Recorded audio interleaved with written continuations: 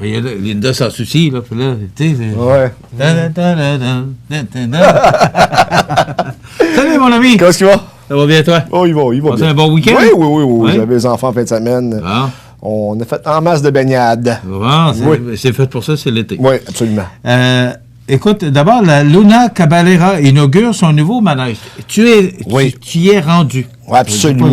Pas facilement. Tu y es rendu, oui. J'y ai été. Oui, t'es allé. Oui, absolument. Jeudi passé, c'était l'inauguration du nouveau manège parce que j'explique rapidement. Le 9 décembre dernier, le manège, le dôme s'est écroulé sous le poids de la neige et du verglas. Et ce que Mme Bouillon, Marie-Claude Bouillon, qui est la directrice générale du cirque équestre La Luna Caballera, elle expliquait tout simplement que c'est pas juste à Notre-Dame-du-Rosaire que c'est arrivé. Il y a plusieurs endroits au Québec où il y a des dômes de la sorte par rapport aux intempéries qu'on a connues de l'hiver dernier qui se sont écroulés.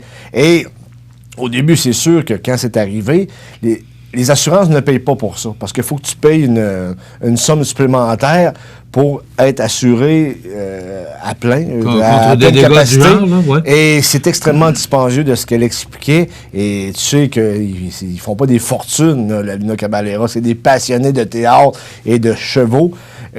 Donc, il n'y avait pas cette assurance-là. Donc, il a fallu qu'ils recommencent à neuf. Il avait fait une campagne de sociofinancement qui a été quand même un succès, parce qu'ils ont ramassé 12 000 $. Et ensuite de ça, la ministre Marie-Ève Poux s'est impliquée, la MRC de Montmagny, la localité de Notre-Dame-du-Rosaire, parce que le cirque équestre est situé à Notre-Dame-du-Rosaire.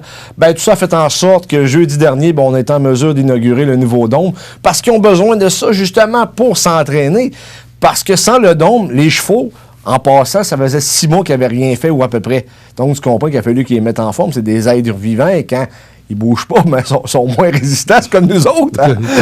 Il y a tout ça. Mais vraiment, j'ai été impressionné parce que par la qualité des spectacles qui sont offerts, et Mme Bouillon, une passionnée, quand tu sais que tu es dans ton domaine, elle, visiblement, est dans son domaine parce que ça paraît, elle adore faire ce qu'elle fait.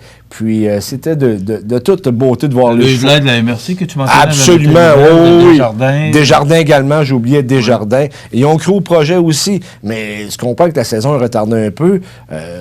On va connaître l'intensité de la saison au mois d'août. Habituellement, ça commence plus de bonne heure. J'invite les gens à y aller parce que... Mais pourquoi Notre-Dame-du-Rosaire? J'en ai aucune espèce d'idée, sincèrement. À la portée de la main non plus.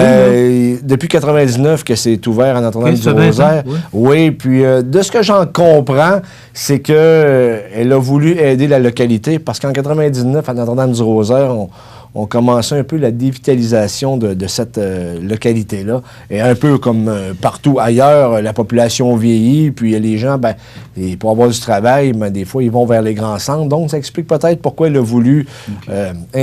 Tu parlais de dévitalisation. Tu nommes Saint-Fabien-de-Panay dans c'était pas toi qui nommes, c'est un article du Journal de Québec. Saint-Fabien-de-Panay. Qui risque éventuellement la fermeture. Oui. Ce qui m'a plus surpris, parce que je viens du Bas-Saint-Laurent, 3 pistoles.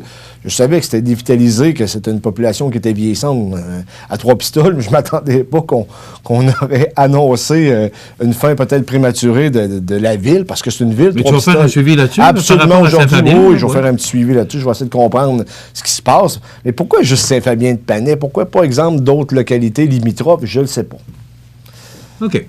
Merci. Ah, ben oui. C'est déjà tout. On se retrouve demain pour une autre émission d'information sur la Côte-du-Sud. Passez une bonne journée, mesdames, messieurs.